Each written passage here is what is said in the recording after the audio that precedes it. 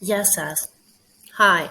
Today I would like to talk about certain Greek letters that when we find in combination, we have different sounds. Let's start from these two, the me and the p. Me alone has the sound of M like in English, and P has the sound of P like the English P, which in Greek is written that way. But when we see them in combination, me and P, first the M and after the P and not reversed, only written this way, then we pronounce them as a B. So these two letters have the sound of B like in English. For example, it would be basket. The next two letters is the N and the T, the ni and the taf. In Greek, the first letter is pronounced like an N and the second is like a T, like in English. But when we say them together in combination, the sound that we get is the sound of D, exactly like in English. So that's why we have, for example, the word disco. The next two letters are the T and the S. So T and sigma, that has the sound S in Greek. These two letters, when we see them combined that way, first the T and after the sigma, the S, then they have the sound of two. For example, pizza. The next two are again the T and the zeta, that has the sound of Z, the Z, like in English. So when we see them, we pronounce them as like a J. For example, how do we say in Greek? Jeans, jean, or jeep, the car. The next one is, pay attention to that, the gamma kappa. So the letter gamma and the letter kappa together, the G and the Q sound.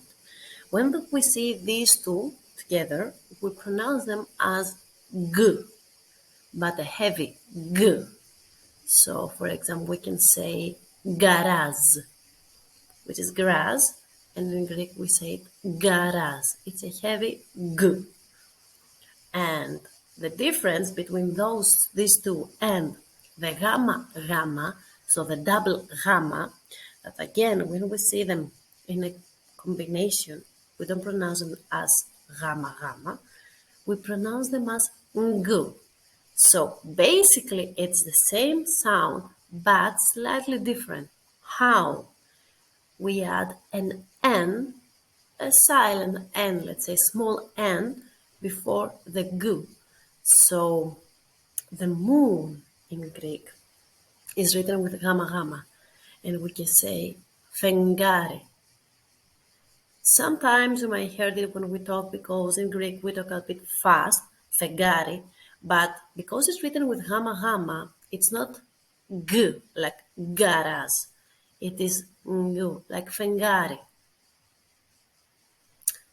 These are the letters that when we see them combined that way, not reversed, in Greek, we pronounce them differently.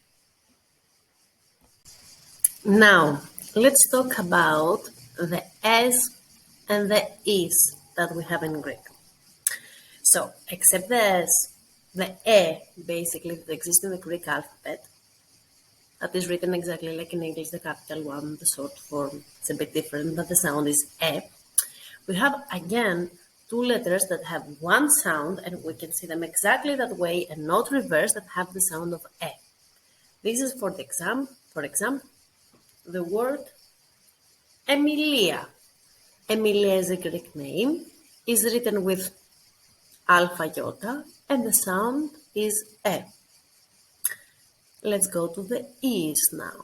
Except the eta, iota, ypsilon, that are the three E's that exist in the Greek alphabet, we have other E's to add to that. We have, again, combinations of letters, that when we see them exactly that way and not reversed, they give us the sound of E. The first one is the epsilon along with iota, E. When we see them that way, we pronounce them as E. For example, the word Irini. Irini is peace. The other one is the Omicron iota. Omicron iota. It's not an oi, but when we see them that way, it gives us the sound of E again. For example, the word οικογένεια, that have both of them. Οικογένεια means family and has both of these, the Omicron iota and the Epsilon iota. And another E is the Ypsilon iota. Not when we say it that way, when pronounce it again as E. For example, the word υιοθεσία, which means adoption, or υιός, a word to say son, my daughter, my son. Now that we have finished with the S and the E's, let's check some other letters in combinations. Firstly, the Omicron and the Ypsilon with the sound O and E.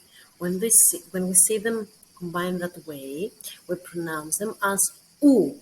For example, the word uranos, which is sky, heaven. And last but not least, the combinations of epsilon, ypsilon, so A, and alpha, ypsilon, I, that we have two options on how we should pronounce them.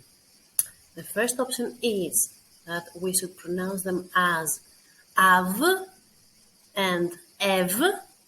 For example, Ευρώπη, which is Europe, and αύριο, which is tomorrow. And the other option that we have is to pronounce them as af and f. For example, ευτυχία, which is happiness, and αυτός, which is he.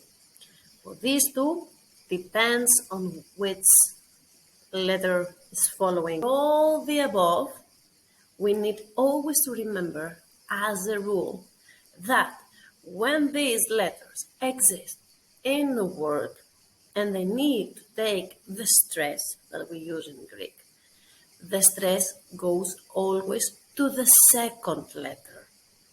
Not in the first one, but on the second letter, in order for these letters to give us these sounds. If the stress goes on the first letter and not in the second, then we read them separately. For example, if it doesn't go to the in oi, omicron iota, if the stress doesn't go above the iota, in order to pronounce it as E, and the stress goes above O, omicron, then the pronunciation that we got is oi instead of E. And this is a rule that we must never forget. And the second rule is that we need to see them in that order, not reversed. Then the pronunciation changes. There you go. Ορίστε. Γεια σας, I am Maria and thank you for watching this video. I hope you'll find it useful. Don't forget to write below in the comments if you have any other ideas for me to create new videos for you. And don't forget to subscribe and to ring the bell to get all the notifications. Stay tuned for more. Σας ευχαριστώ.